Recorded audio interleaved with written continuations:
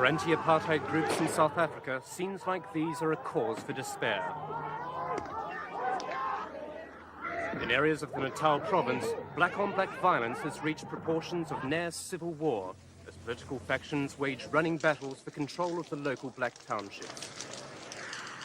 Thousands of innocent families are caught in the crossfire, and as the death toll continues to rise, leaders from both sides of the conflict are appealing for calm. But it's a complex situation, and there are no easy solutions. Natal's administrative capital of Pietermaritzburg. Here, the white minority live in peaceful seclusion.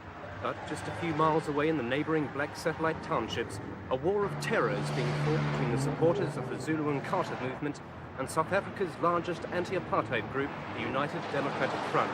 It's a struggle not for equality, but political power. They've begun calling this area the Killing Fields.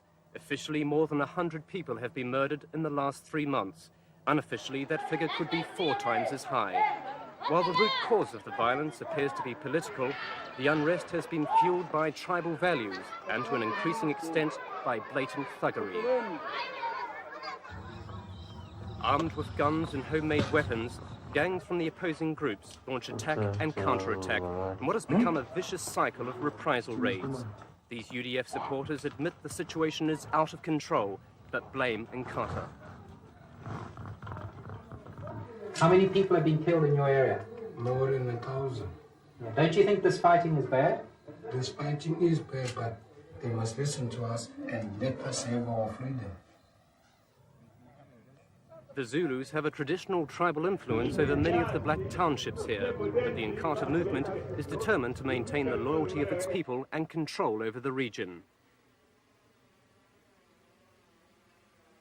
Many who have refused to actively support the Inkatha movement have either been killed or forced to flee their homes. While Inkatha's political influence is regional and the UDF's predominantly national, in Pietermaritzburg they overlap.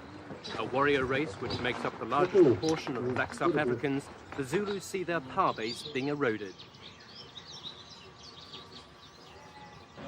For those caught in the middle of the struggle, there is nowhere to hide. Their home destroyed, this family has been forced to shelter with neighbours. Now repressed by their own people, apartheid in South Africa's white regime has become just another problem. Here on display are just some of the hundreds of weapons confiscated by the South African security forces over the last few months. Up until recently, the police and army had been largely on the sidelines, apparently believing Inkatha would gain the upper hand and the fighting would stop. But that hasn't occurred. Highly politicized, these teenagers form part of the Inkatha youth movement. Their loyalty is to Zulu chief Monasutu Buthelezi, who rules the nearby KwaZulu homeland and is stridently opposed to the UDF, which threatens his political support. They were among dozens of mourners who gathered to pay their last respects to the victims of the worst massacre to date. 13 Inkatha members died when gunmen set fire to a house and shot the occupants as they tried to flee.